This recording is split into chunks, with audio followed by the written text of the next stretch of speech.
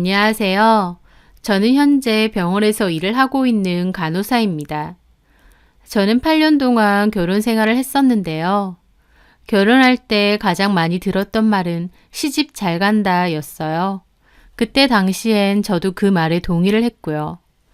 왜냐면 그때 결혼을 약속했던 남자가 잘 나가는 성형외과 원장으로 돈을 정말 잘 벌었거든요. 돈 잘 버는 남편과 결혼해서 좋은 집, 좋은 차, 좋은 옷 입으며 여유 있게 살았습니다. 겉으로는 제가 참 좋아 보이겠죠. 하지만 제 속은 시커멓게 타들어갔다는 걸 아는 사람은 별로 없을 겁니다. 저희 친정 부모님마저도요. 저는 결혼 전 대학병원 간호사로 일을 했었습니다. 좀 힘들긴 해도 나름 직업의식을 갖고 열심히 일을 해오던 차에 동료 직원분 결혼식에 갔다가 그 남자를 알게 되었어요. 저는 그냥 가볍게 인사 정도만 했었던 걸로 기억하는데 그 남자는 저에게 관심이 있었나 봅니다. 결혼식에서 저를 보고 자기 스타일이라서 한눈에 반했다고 하면서 결혼했던 그 동료 직원에게 저를 소개시켜 달라고 했다더군요. 결혼식에 워낙 사람이 많았으니 저는 처음에 누군지 기억을 잘 못했어요.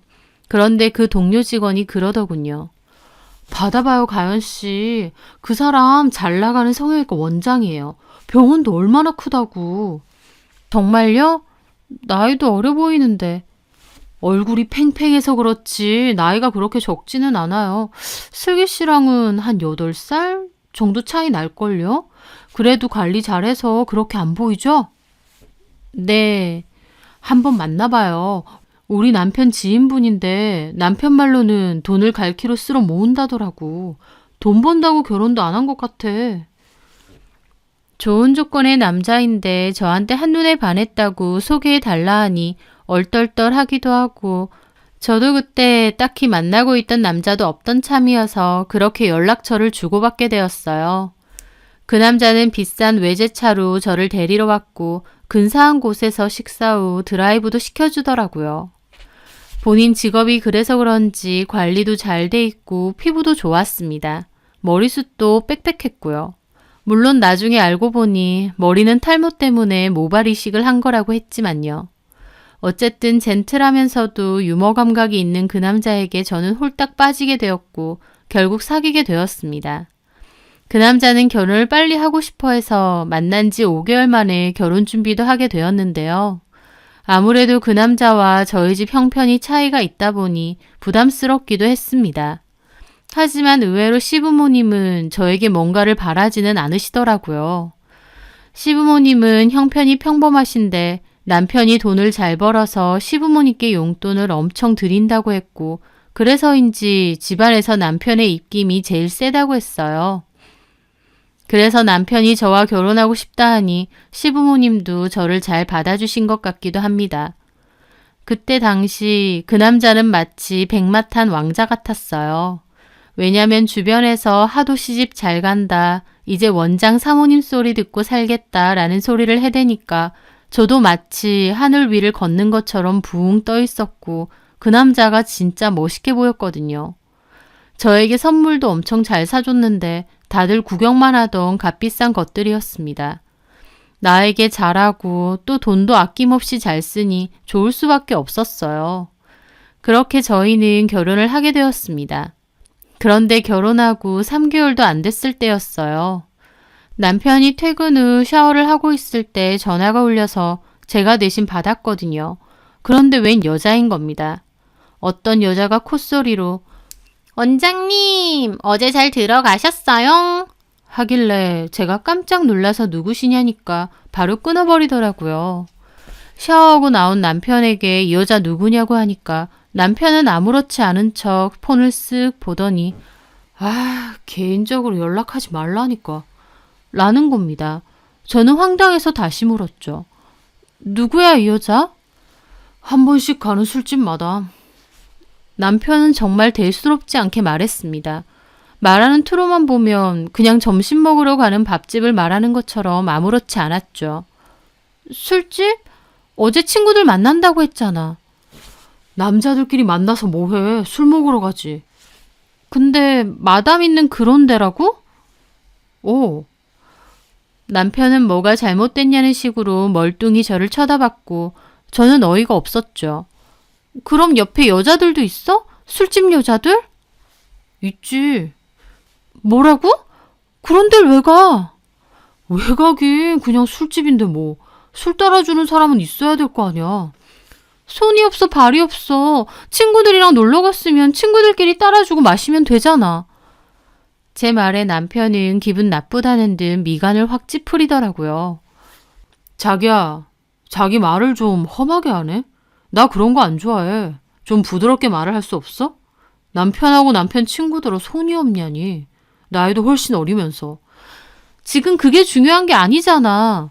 사회생활 하다 보면 그런 데 갈 수 있어. 무슨 큰일이라고 호들갑이야. 여자 있는 술집에 갔는데 그게 아무것도 아니야? 제 말에 남편은 코웃음을 치더라고요. 자기야, 자기도 사회생활 안 해본 거 아니면서 왜 그래? 남자들 이런 데 다 가. 의료기기 사원들이 접대해 줄 땐 맨 데리고 가는 데가 이런 술집이고. 진짜 몰라서 그래? 남편은 도리어 제가 이해 안 된다는 듯 쏘아붙이고 나갔습니다. 남편의 너무 뻔뻔하고 당연하다는 태도에 제 말문이 턱 막히더라고요. 그런데 그 일은 시작일 뿐이었습니다. 살아보니 제 남편 완전 유흥 중독이더라고요. 일주일에 3, 4회는 친구들 만나러 간다거나 술자리가 있다고 했는데 갔다 하면 그런 술집을 가는 것 같았습니다. 그것도 엄청 다양하게요. 그런 술집에서 여자들이 가만히 앉아서 술만 따라주겠나요? 그 안에서 온갖 추접스러운 짓은 다 하고 오겠죠. 하지만 남편은 계속 그렇게 살았던 사람이어서 그런지 애초에 뭐가 문제인지도 모르는 것 같았습니다. 제가 화내면 도리어 답답해했죠. 도대체 뭐가 문제인데? 결혼까지 한 사람이 그런 곳에 뻔질나게 다니는 게 이해가 안 돼. 나는 생각 안 해? 유난 좀 떨지 마. 우리 동기 모임에서 결혼 안 한 사람 아무도 없고 내 동기들 그런 곳 간다고 와이프들 중에 뭐라고 하는 사람 아무도 없어. 그럼 그냥 다 가라고 한단 말이야? 자기처럼 이렇게 쥐잡듯이 남편 잡는 그런 와이프는 없다 이 말이야. 내가 돈을 안 벌어다 주는 것도 아니고. 돈만 벌어주면 끝이야? 제 말에 남편은 저를 몹시 싸늘하게 쳐다봤습니다. 자기야, 아니 가연아. 나 성형외과 의사야. 우리 병원 그저 그런 변두리 병원 아니고 성형 관광하러 오는 관광객들만 해도 트럭으로 오는 병원이라고. 예약 잡는 것만 해도 힘들 정도로 잘 되는 곳이야.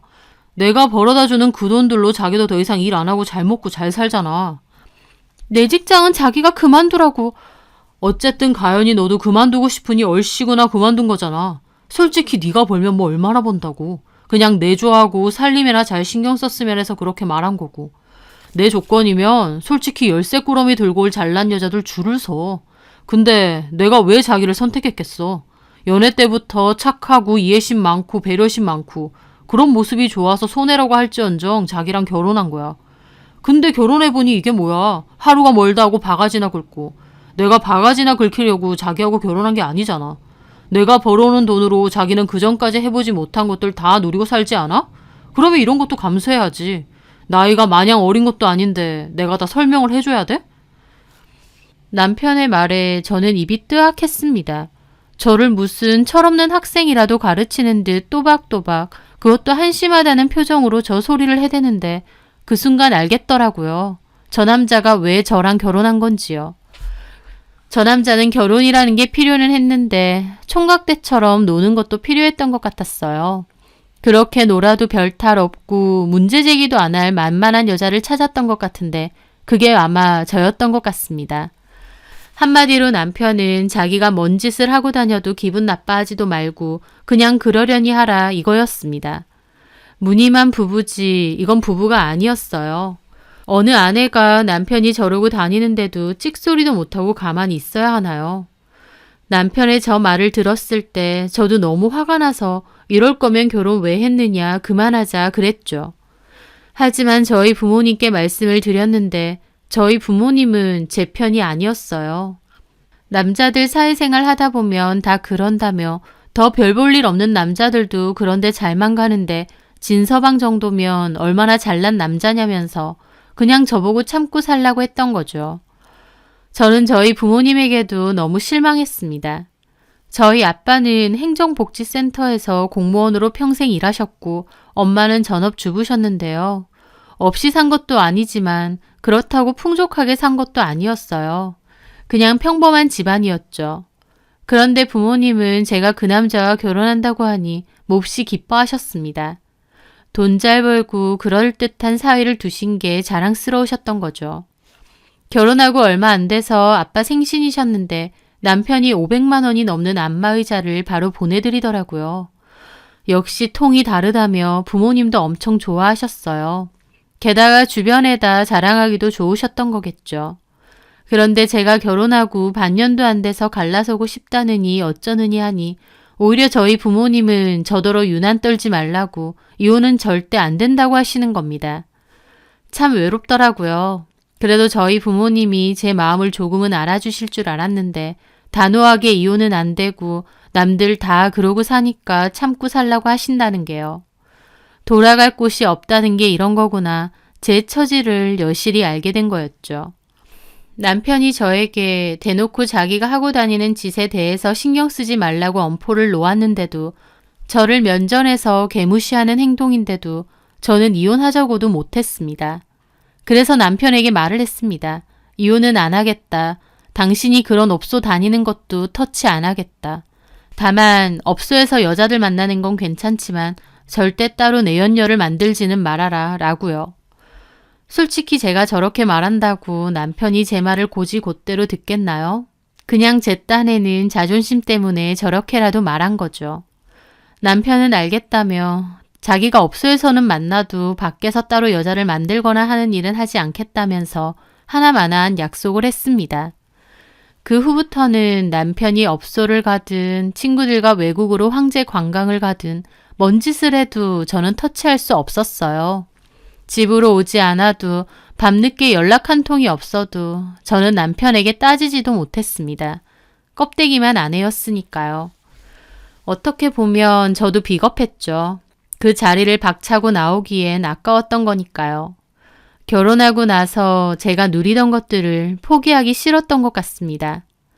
그전에는 3교대로 간호사 일을 하면서 피곤하고 스트레스도 많이 받았었거든요. 게다가 월급 받으면 일부는 부모님 드리고 나머지는 알뜰살뜰 저금하고. 그런데 남편하고 결혼하고 나선 돈 걱정은 아예 없어졌죠. 1:1 개인 트레이너에게 운동 배우고 쿠킹 클래스나 플라워 레슨 받으러 다니고 고급 외제차 끌고 다니면서 백화점 쇼핑 다니고 브런치 먹으러 다니고 옷이나 가방을 살 때 가격표도 잘 안 보게 됐습니다. 어차피 비싸도 살 수 있으니까요. 결혼 전 생활과는 아예 달랐어요. 그러다 보니 저도 그 생활을 포기할 마음까진 없었던 거죠. 저는 결국 돈의 노예처럼 남편이 원하는 대로 남편의 사생활에 대해서는 일절 입을 대지 않았습니다. 그저 집에서는 집안 살림 잘해놓고 내조도 열심히 하고 남편이 하는 일에는 절대 입대지 않는 착하고 조용한 와이프의 역할을 했습니다. 하지만 그렇다고 제 속까지 마냥 편한 건 아니었어요. 밖으로만 도는 남편을 보며 아무리 겉으로는 풍족하게 잘 살지언정 이게 진짜 부부가 맞는 건가, 이렇게 사는 게 맞는 건가 싶은 현타도 종종 오긴 했죠. 그렇게 남편과 저는 이 이상한 부부 생활을 8년 넘게 지속하게 되었어요. 현타가 올 때면 저는 더 부지런히 사람들을 만나고 돈도 쓰고 다녔습니다. 허한 마음을 채우려고 겉으로는 더 화려하게 행복해 보이게끔 노력했던 것 같아요. 남편은 그 와중에도 아이 욕심은 없어서 저와 남편 사이에 아이도 없었습니다. 시부모님도 남편이 그러기로 했다 보니 딱히 터치는 안 하셨고요. 그러다 보니 시간이 갈수록 남편과 저는 남보다도 못한 사이가 되어갔죠. 저는 결혼 후에도 전 직장에 같이 근무를 했던 동료들과도 여전히 잘 만나왔는데요. 저 포함해서 총 4명인데 나이가 저보다 어린 후배 1명 빼고는 다 저처럼 기혼자였습니다. 병원에서 직장 동료로 만나긴 했지만 성격들이 다 잘 맞아서 이제는 직장 동료를 넘어 오랜 친구들이나 다름없는 사이였죠. 그 친구들은 저한테 결혼 잘했다는 소리도 잘했어요. 그러면 저는 겉으로는 티내지 않고 그냥 웃으면서 아무 말 안 했죠. 저는 속사정을 다 꺼내놓을 만큼 솔직하진 못했거든요. 그런데 그중 결혼을 안 한 후배 한 명은 유달리 제 남편 얘기를 많이 했습니다. 나도 가연 선배 남편분 같은 사람만 있음 당장 병원 때려치우고 결혼하고 싶다. 그래서 제가 우스갯소리로 그랬죠. 그럼 슬기 네가 데리고 살래? 제 말에 후배는 눈을 반짝이더라고요. 진짜요? 그래도 돼요? 딴 말하지 마세요 선배님. 딴 말 안 해. 데리고 가. 괜히 그러시네. 근데 선배님, 이 가방 새로 사신 거예요? 이거 엄청 비싼 거잖아요. 게다가 돈이 있어도 못 사는 거라면서요. 아무한테나 안 팔아서? 혹시 선배 이 브랜드 VIP예요? 아, 나 아니고 우리 남편이 그 브랜드를 좋아해. 어머, 진짜요? 대박이다. 그래서 선배 남편분이 사주신 거예요? 저는 떨떠름한 기분을 물리치고 애써 웃으며 말했죠. 신상이라고 하나 사주더라고. 직접 사오신 거예요? 와, 진짜 멋지다. 후배는 제 가방을 한참이나 들여다봤어요. 하지만 저는 입이 참 쓰더라고요. 왜냐고요? 남편은 그 브랜드에서 가방이나 지갑, 스카프 등을 잘 샀어요. 제 것이냐고요? 아니요. 아마 본인이 가는 술집들 마담이나 아가씨들에게 기분 낸다고 사주는 선물들이겠죠. 그런 걸 잘 사주다 보니 VIP까지 된 것 같은데 매번 그런 여자들한테만 사주기 미안하니까 제 것도 하나 사준 겁니다. 이런 자세한 얘기까진 안 하지만 저도 남편과 오랫동안 살다 보니 이제 눈치 백단으로 척하면 척이 다 됐어요. 참 씁쓸하게도 말이죠.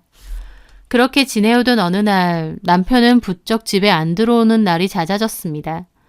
겉으로는 그러든가 말든가 하면서도 솔직히 기분이 좋을 순 없죠.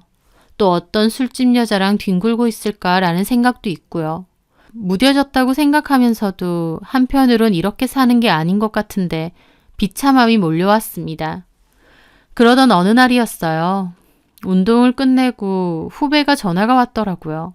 저희 동네에 왔는데 커피나 한잔 하자고요. 저는 알겠다면서 씻고 나가서 후배를 만났습니다.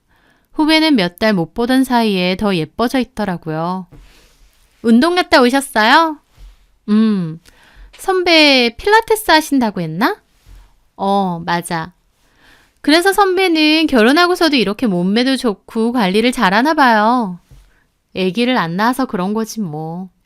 근데 선배는 왜 애 안 낳아요? 글쎄, 딱히 안 생기네. 병원 가보셨어요? 뭐 생길 때 되면 생기겠지. 그나저나 슬기 너 더 예뻐졌다. 실은요 선배, 저 시술 조금 받았어요. 어머 정말? 네, 선배 남편분께서 하시는 병원요. 나한테 말하지. 그럼 싸게 해줄 텐데. 어차피 가서 직접 말했어요. 그랬더니 선배 남편분, 아니 원장님께서 알아서 싸게 해주시던데요. 그리고 엄청 신경 써주셨어요. 그랬어? 그때 결혼 후에는 본 적 없잖아요. 근데 오랜만에 뵀는데도 여전히 잘생기고 관리도 잘했는지 피부도 저보다 좋으시던데요. 본인 관리 열심히 하는 사람이야. 저는 웃으면서 커피를 마시다가 우연히 후배의 가방을 보게 되었죠. 못 보던 가방이네. 새로 샀어? 예쁘다. 예쁘죠 선배? 저 맨날 같은 가방만 들고 다녔잖아요. 원래 들고 다니던 것도 명품이었잖아. 월급 한 푼 두 푼 모아서 겨우 산 거였잖아요. 그래서 그것만 주구장창 들고 다녔고요. 그럼 그건 뭔데? 누가 사준 거야? 제 말에 후배가 싱긋 웃더라고요. 남자친구가요. 어머 정말? 남자친구 생겼어? 저번엔 그런 말 안 했잖아. 그 뒤에 생겼거든요. 어떤 사람이야? 매너 있고 재밌고 괜찮은 사람이에요. 어머나, 소개 한번 시켜줘. 곧 국수 먹는 거 아니야? 그럴 수 있도록 노력해보려고요. 저는 후배에게 남자친구가 생겼구나 싶어서 기뻤습니다. 늘 외롭다며 어디 괜찮은 남자 없냐는 소리를 달고 살았던 친구인데 남자가 생겼다고 하니까요. 게다가 만난 지 얼마 안 됐는데도 저 비싼 가방을 턱턱 사줄 정도면 능력도 뛰어난 것 같았죠. 후배가 진심으로 좋은 사람을 만나길 바랬습니다. 저한테는 동생이나 다름없이 친근한 후배였거든요. 그런데요, 그렇게 생각한 건 저만의 생각이었던 것 같아요. 왜냐하면 그 후 저는 생각지도 못한 진실을 마주해야 했거든요. 시부모님께서 하루는 남편과 저더러 고모님이 입원해 계시는 병원에 좀 들려보라고 하셨어요. 그래서 남편과 저는 같이 차를 타고 고모님이 계시는 병원 근처에 가게 됐는데 남편이 병원 근처에서 길을 좀 헤매게 되었습니다. 그래서 조수석에 있던 제가 급하게 남편 폰에 있는 모바일 내비게이션으로 병원을 찾아보게 되었어요. 그런데 내비게이션 검색창 밑에는 자주 찾는 주소들이 찍혀 있는데요. 그중 하나가 유독 눈에 띄더라고요. 주상복합 오피스텔이었는데 그곳은 제가 아는 곳이었습니다. 바로 친한 후배인 슬기가 사는 곳이었기 때문이죠. 부모님 댁에 살다가 독립을 했다고 했었고 저와 동료들도 집들이 겸 찾아간 적도 있었어요. 제가 공기청정기 선물한다고 그 주소로 택배를 보낸 적도 있었고요. 후배의 주소가 왜 남편의 내비게이션 자주 찾기 목록에 있는 건지 저는 잠깐 멈칫했습니다. 뭐해? 빨리 안 찾고. 저는 일단 검색창에 고모님 병원을 검색해서 남편에게 돌려주었어요. 남편은 폰을 보면서 병원을 찾아갔고요. 겉으론 티 안 냈지만 속으로 말도 못하게 심란했습니다. 후배 집 주소를 왜 남편이? 하고 말이죠. 그날 밤 저는 남편이 잠들길 기다렸다가 일어나서 폰을 몰래 들고 거실로 나왔습니다. 그전에도 남편이 그렇게 유흥생활을 즐기고 다녔음에도 저는 한 번도 남편의 휴대폰을 뒤져본 적이 없었어요. 하지만 이건 좀 다른 문제였죠. 제 후배의 집 주소가 남편 폰에 찍혀 있었으니까요. 그렇게 남편 폰의 카톡이나 문자 등을 뒤져보고 나서 어렵지 않게 찾을 수 있었습니다. 바로 후배와 남편이 나눈 대화들을요. 제일 상단으로 올려서 두 사람이 처음 나눈 대화를 보았는데 후배가 제 남편 병원에서 시술을 받았다고 했을 때가 처음이었어요. 그때부터 두 사람의 만남이 시작된 것 같았죠. 원장님, 시술 너무 감사해요. 진짜 만족합니다. 너무 예쁘게 잘 됐어요. 본판이 워낙 미인이다 보니. 원장님도 참. 원장님, 혹시 따로 시간 나실 때 제가 커피라도 한 잔 사고 싶은데 괜찮으세요? 시술한 거 너무 마음에 들어서요.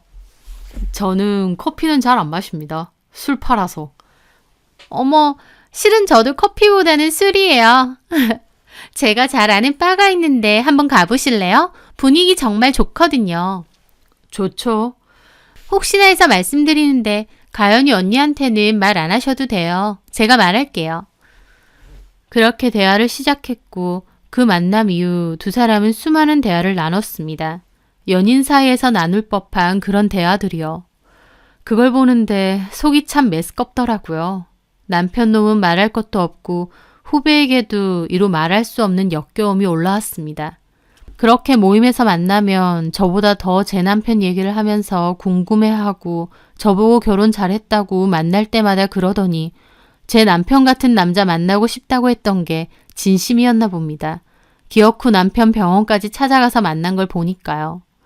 참 그 근성을 대단하다고 해야 할지 남편 놈도 똑같죠. 와이프 직장 후배가 왔으면 가격 할인이나 잘해주고 시술이나 잘해줄 것이지 툭 하고 찔러대는 거에 조금의 망설임도 없이 홀랑 넘어가서 바람질을 하는 게요. 그 정도 남자인 줄은 잘 알았지만 다시 한번 절절히 실망했다고나 할까요? 아무리 허울뿐인 약속이라고 해도 따로 내연녀를 만들거나 하지는 않겠다고 해놓고 보란듯이 제 후배랑 이러고 있으니 저는 그 후로도 한참이나 남편 폰을 이리저리 뒤져보았어요. 그날 잠 한숨 못 자고 많은 생각을 했습니다. 내가 누리던 것들, 주변 사람들이 나를 보고 부러워하던 것들 다 좋죠. 너무 좋지만 내 속이 이렇게 텅텅 비어있는데 그런 호울 좋은 것들이 무슨 소용일까 하고 말이죠. 남들도 다 이러고 산다. 더 별 볼 일 없는 남자도 바람피는 남자 많다 라면서 정신승리하고 살았지만 내가 원하는 게 이런 게 맞나 현타가 심하게 왔습니다.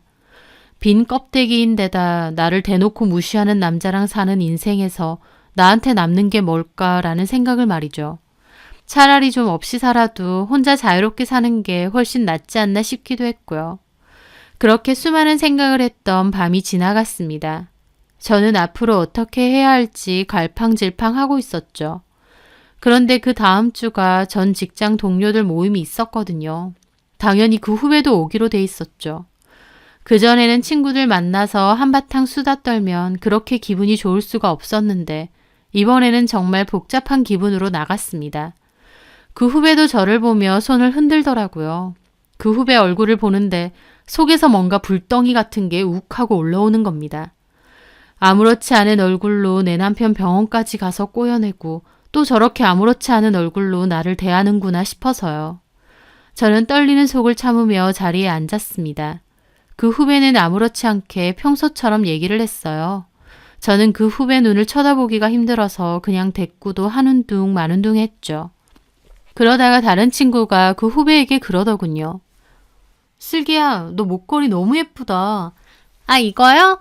제 남친이 선물해줬어요. 예쁘죠? 어머, 진짜? 너 남친 생겼어? 말 안 했구나. 가연 선배는 알아요. 전에 얘기했거든요. 그러면서 저를 보고 웃는데 얼마나 가증스럽던지 헛웃음이 나오더라고요. 야, 너도 곧 결혼하는 거 아니야? 글쎄요. 그렇게 되도록 노력해보려고요. 어쩐지 요새 예뻐졌다 했어. 아, 그건 가연 선배 남편분 하시는 병원 가서 시술 받았거든요. 너무 잘하시던데요? 그러면서 저를 보고 웃는 겁니다. 저는 어이가 없어서 뭐라고 씨부리는지 보자라는 심정으로 그 후배 얼굴을 가만히 봤죠. 그랬더니 그 후배가 아, 가연 선배, 원장님 병원 여기 근처잖아요. 원장님도 부르면 안 돼요? 어차피 이제 퇴근 시간 다 되셨으니까. 그 말에 제가 대답했죠. 우리 남편 퇴근 시간을 슬기 네가 어떻게 알아? 네? 아, 보통 병원들 이 시간에 마치잖아요. 부르면 안 돼요? 오늘 술값도 내주시고. 후배의 말에 옆에 다른 친구들도 그랬습니다. 오, 진짜 부르면 안 돼? 결혼식 이후로는 한 번도 못 본 것 같아. 그래서 제가 폰을 꺼내서 남편에게 전화를 걸었습니다. 난데 자기 병원 근처에 있는 칵테일 바인데 친구들이랑 왔거든. 병원 동료 친구들. 혹시 퇴근했음 여기로 올래? 안 온다고 할 줄 알았는데 흔쾌히 온다고 했습니다. 저는 전화를 끊으며 후배를 슬쩍 봤어요. 후배는 아마 먼저 남편하고 어떤 이야기가 되어 있었던 건지 의기양양한 표정을 짓고 있더라고요. 그걸 보는데 저도 참고 있던 심지가 뚝 끊기는 것 같았죠. 이 파렴치한 것들을 어떻게 해야 할까 싶었습니다. 오신대요? 와, 그러면 우리 더 시켜도 되겠다. 돈 잘 버는 원장님이 사시는 거니까. 그래도 되죠, 선배. 저는 그 말에 정색을 하며 말했습니다. 네 맘대로 할 거면서 나한테 묻기는 뭘 물어? 제 말의 분위기는 찬물을 끼얹은 듯 조용해졌죠. 저는 여태까지 한 번도 그렇게 말을 한 적이 없거든요. 제 굳은 얼굴에 후배도 얼떨떨해 하더라고요. 네? 슬기 네 남친도 불러봐. 궁금하다. 어떤 사람이야? 저번엔 명품 가방 사주고 이번엔 목걸이 사주고 능력 좋은가 보네. 어떤 사람인지 불러봐. 제 말에 옆에 있던 친구도 맞장구를 쳤어요. 맞아. 불러봐. 궁금하다. 하지만 후배는 표정이 굳더라고요. 그래서 제가 물었죠. 못 부르겠어? 왜? 혹시 가정 있는 사람이야? 저는 웃으면서 그렇게 물었고 옆에 친구들은 깜짝 놀라서 저를 당기더라고요. 왜 그래 슬기한테? 아니, 내가 들은 게 있어서. 슬기야, 내가 너 전 직장 선배이자 인생 선배로 말하는데 가정 있는 남자 만나고 다니지 마. 왜 그러고 살아? 내 연녀 딱지 달고 사는 게 좋아?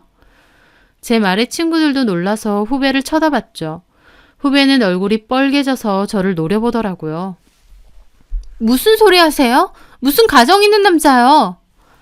맞잖아. 아니면 불러보든가. 아, 부를 필요 없나? 이미 오고 있어서? 그게 무슨 소리야? 얘 우리 남편이랑 바람났어. 작정했는지 아예 우리 남편 병원 가서 시술 받으면서 커피 마시자고 카톡 보냈더라. 우리 남편 좋다고 거기 넘어갔고 날짜 보니까 한 석 달은 넘은 것 같아. 그 말에 친구들 입이 떡 벌어져서 슬기를 쳐다봤죠. 진짜야? 야, 이슬기, 너 가연이 말이 진짜야? 후배는 당황해서 아무 말도 못하더라고요. 제가 이렇게 다 알고 있을 줄은 몰랐겠죠. 아무것도 모르는 무지랭인 줄 알고 제 앞에서 살살 놀렸던 것 같더라고요. 야, 진짜냐고! 이거 말 못하네. 진짠가 봐. 뭐 이런 미친년이 다 있어. 허구한 날 가연이한테 선배 부러워요 이지랄 하더니 진짜 가연이 남편한테 꼬리 쳤다고? 친구들은 저보다 더 열받아서 따져주더라고요. 빨리 맞는지 아닌지 말하라고 다그치면서요. 그 후배는 당황한 얼굴로 눈알만 굴려대다가 오히려 뻔뻔하게 말하더군요. 맞다면 어쩔 건데요. 저는 코웃음만 났습니다. 그래요. 나 원장님이랑 만나요. 근데요, 선배. 들어보니까 선배 완전 원장님하고 남하고 다를 것 없다면서요? 잠도 안 잔다고 하던데요? 그게 무슨 부부예요? 인연이 미쳤나? 야, 잠을 자든 말든 네가 뭔데 남의 남편하고 놀아나? 노란한 거 아니거든요? 원장님이 선배랑 헤어지고 저랑 살고 싶다고 했거든요? 솔직히 저도 원장님 좋아요. 원장님이 원한다면 같이 살고 싶고요.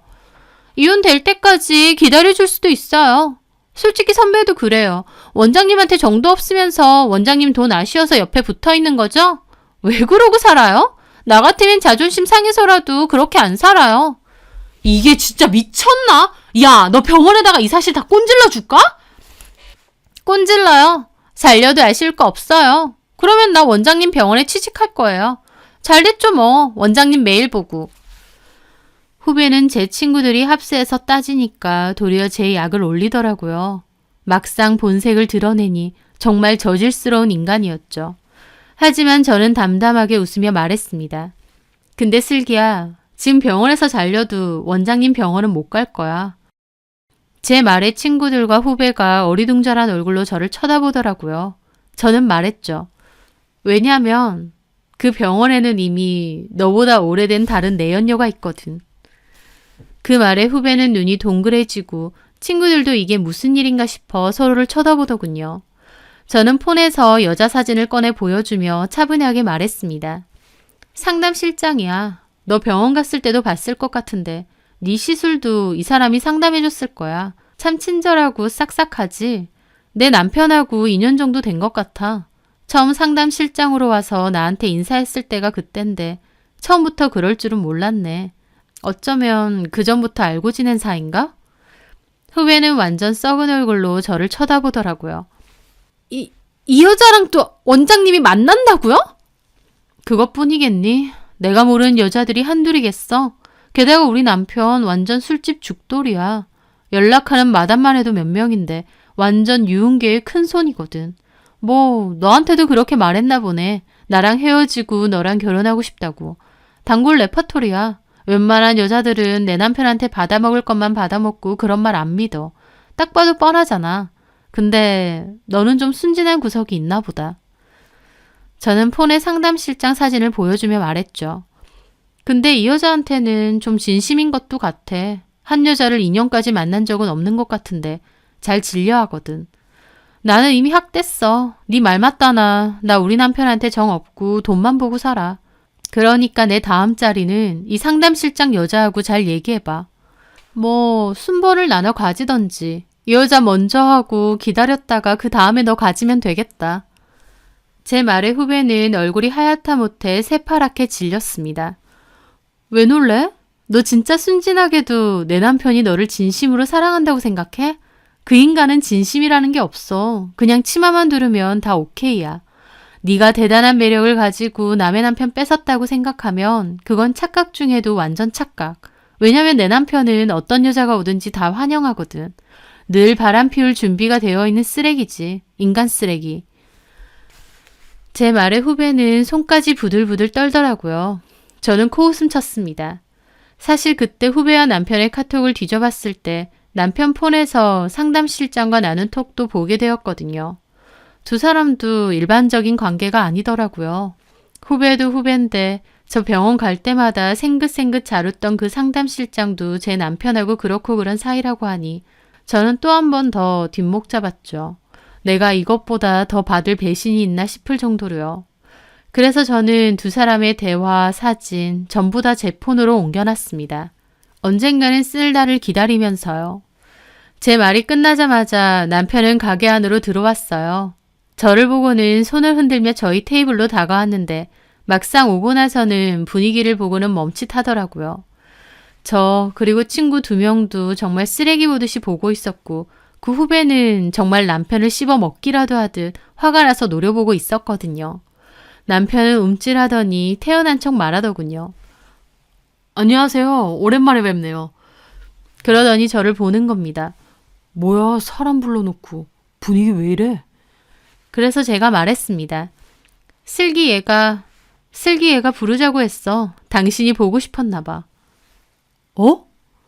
그 말에 남편은 당황한 얼굴로 후배를 봤는데 후배 걔가 일어나더니 갑자기 남편 싸대기를 있는 힘껏 날리는 겁니다. 남편은 무방비 상태로 있다가 그대로 싸대기를 맞고 바닥에 철푸덕 넘어졌어요. 거기 있던 주변 사람들 다 쳐다봤죠. 남편은 뺨 맞고 놀라서 화를 냈습니다. 뭐 하는 짓입니까? 병원에 그 상담실장 기집애하고 2년 동안 만났다고? 그래놓고 나한테 왜 이혼하고 올 테니 기다리라고 해? 뭐? 네가 기다리면 이혼하고 온다며, 이 개새끼야. 그러면서 후배가 갑자기 남편 머리채를 잡았어요. 저도 후배가 그렇게까지 폭주할 줄은 몰랐습니다. 후배가 남편 머리채를 잡자 남편은 몹시 당황하면서 손대라고 악을 쓰더라고요. 야, 안 놔? 미쳤나 이게 진짜. 못나 이 새끼야. 나라고. 이거 다 이식한 건데. 야! 남편은 한 올 한 올 이식한 머리카락이다 보니 머리카락을 굉장히 아끼는 편이었거든요. 그런데 그걸 슬기가 붙잡았는데 강제로 슬기를 떼어버리면 머리털까지 뽑힐까봐 이러지도 저러지도 못하더라고요. 그러더니 남편은 갑자기 슬기 뒷머리를 콱 잡는 겁니다. 야, 나라고 했어. 네 머리도 다 뽑아줘? 저나 친구들은 그 모습을 어이없게 보고 있었습니다. 두 사람은 가게에서 육탄전이 벌어졌어요. 슬기는 정말 남편 머리털을 다 뽑아놓을 기세로 절대 안 놔줬고 남편 역시 슬기 머리를 당기면서 놓으라고 악을 썼어요. 결국 직원들이 달려와서 두 사람을 겨우 떼어놓고 가게 밖으로 데리고 나갔습니다. 저와 친구들도 가방 챙겨서 복도로 따라 나갔죠. 남편과 슬기는 복도에서 한바탕 싸웠습니다. 아우, 저 미친년이 진짜. 내 머리.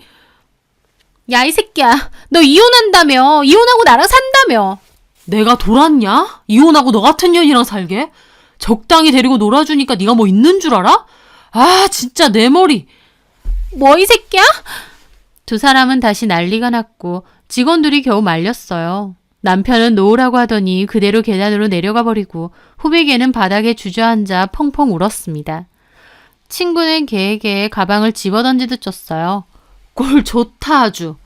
그리고 저는 친구들과 함께 우는 후배를 놔두고 그곳을 떠났습니다.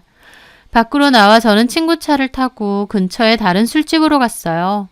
저는 친구들에게 제 속마음을 털어놓으며 펑펑 울었습니다. 여태까지 참고 참아서 그런지 한번 터져나오니까 멈출 수가 없더라고요. 친구들은 저에게 어떻게 하고 싶냐고 했어요. 저도 그동안 고민을 참 많이 했습니다. 여태까지 누리던 생활들, 이렇게 이혼하고 나면 다시는 못 누리고 살겠죠. 하지만 그게 다 뭐가 중요할까요? 남들 눈에는 그럴듯해 보일지언정 제 속은 썩어 문드러졌는데요. 저는 나도 사실 고민이 많았다며 근데 이런 더러운 꼴까지 보고 사는 건 아닌 것 같다고 하면서 헤어지는 게 맞는 것 같다고 했죠.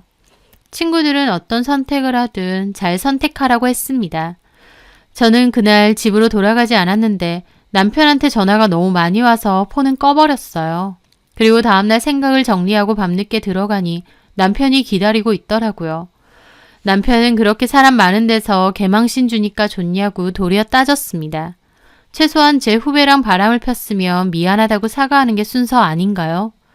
그 순간 저는 결심만 하던 이혼을 진짜 해야 될 순간이 왔다 싶었습니다. 저는 남편에게 더 이상은 못 살겠다고 이혼하자고 했습니다. 불륜 증거는 다 있다고 하면서요. 남편은 이혼해봤자 위자료 몇 푼이나 된다고 이혼하자고 하냐면서 저보고 계산 똑바로 하라더군요. 그래서 제가 그랬습니다. 아니, 이제는 계산 안 하고 살려고. 내 딴에는 당신하고 계속 사는 게 이득이라고 생각했어. 돈 잘 버는 당신, 그리고 내가 여태까지 누려왔던 생활들. 솔직히 포기하기 힘들더라. 근데 이런저런 더러운 꼴 보니까 내가 누리는 것들이 다 무엇을 위한 건지 모르겠어. 집불 없어도 마음은 편하게 살면 행복한 거래. 당신 돈 덕에 내가 겉으로는 호의호식하고 살았을지 몰라도 속은 완전히 썩어 문드러졌어. 당신은 결혼해서 내 남편이었던 적이 한 번도 없었어. 끊임없이 다른 여자를 만나고 죄책감도 안 느꼈지. 나한테 미안함은커녕 돈 잘 벌어오니 됐지 않냐며 큰소리쳤고. 돈 좋지. 근데 이제는 나도 그렇게 안 살래. 작은 월급이라도 내 힘으로 벌어서 알아서 살래. 후회할 수도 있겠지. 한 달 뼈 빠지게 일해서 번 월급이 당신이 나한테 주는 용돈보다 못할 때도 있을 거야. 하지만 그래도 이렇게는 안 살고 싶다. 이렇게 살아보니까 마음속에는 허무함밖에 안 남아. 우리는 그만하자. 자기는 자유롭게 여자들 실컷 만나면서 그러고 살아. 저는 그렇게 말하고 방으로 들어갔습니다. 남편은 그 후로도 저에게 이혼하지 말자고 가식뿐인 사과도 몇 번이나 했습니다. 하지만 저는 알고 있었죠. 그게 저를 사랑해서라는 이유는 아니라는 걸요.